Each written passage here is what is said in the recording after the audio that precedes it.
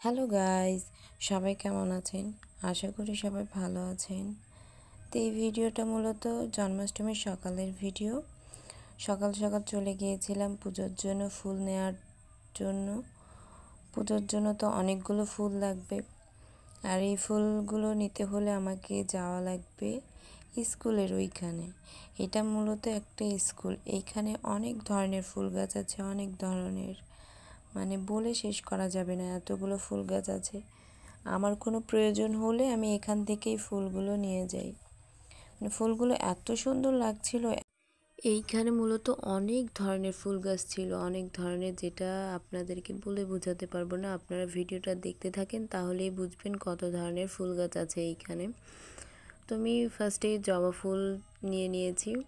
তারপরে যেগুলো ফুল ছিল, আমি অ্যাকচুয়ালি সব ফুলের নাম জানি না, তবে আপনারা দেখলেই হয়তো বা চিনতে পারবেন। আর হ্যাঁ, কেউ ভাবেন না যে ফুলগুলো আমি চুরি করে নিয়ে যাচ্ছি। সকাল সকাল যদি এতগুলো ফুল, এত ধরনের ফুল যদি পাওয়া যায়, তাহলে মনটা এমনি ভালো হয়ে যায়, তাই না বলেন?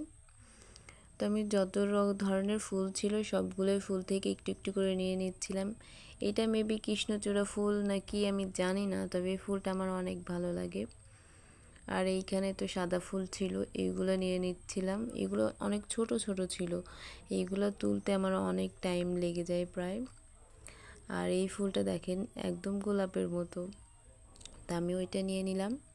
তো এরই মধ্যে আমার ভাই কোথা থেকে লাল কালারের একটা ফুল নিয়ে আসছিল, সেটা আমাকে দিচ্ছিল। আমি আবার সেই ফুলের নাম জানি না। এই যে এই ফুলটা একদম গোলাপের মতো দেখতে। তারপর হচ্ছে আমার তো খেজুর গাছের ওই ডালগুলো লাগবে, তো আমার ভাই ওই ডালগুলো কেটে নিচ্ছিল। বেচারার ওই ডালগুলো কাটতে কাটতে হাতে কাঁটা ফুটে যায় আর অনেক ব্যথা পায়। আর যেহেতু খেজুরের কাঁটা, এটা অনেক ব্যথা করে, আর বেচারা সকাল সকালবেলা হাতে কাঁটা ফুটে যায়। তারপরে হচ্ছে এখানে গোলাপ ছিল, আমি ভাবলাম গোলাপটাও নিয়ে নেই। তো আমি গোলাপগুলো নিয়ে নিচ্ছিলাম। এখানে গোলাপ ছিল, তবে সেগুলো বেশি একটা ভালো ছিল না। তারপরেও যেহেতু গোলাপ ফুল আমার লাগবেই, মাস্ট বি, তাহলে কি আর করার, সেগুলো নিয়ে নিলাম। তারপরে অনেকগুলো জবা দেখলাম ওইদিকে, রক্ত জবা, সেগুলোও নিয়ে নিলাম। নেয়ার পরে এই ডালগুলো তো এখন সাইজ করে নিয়ে যাওয়া লাগবে, কারণ এইভাবে তো নিয়ে যাওয়া যাবে না, এটার মধ্যে তো প্রচণ্ড পরিমাণ কাটা থাকে। আর এই তো দেখেন আমি ওইটা মাপ করে নিচ্ছিলাম, সবগুলো একই সাইজ না হলে তো হবে না।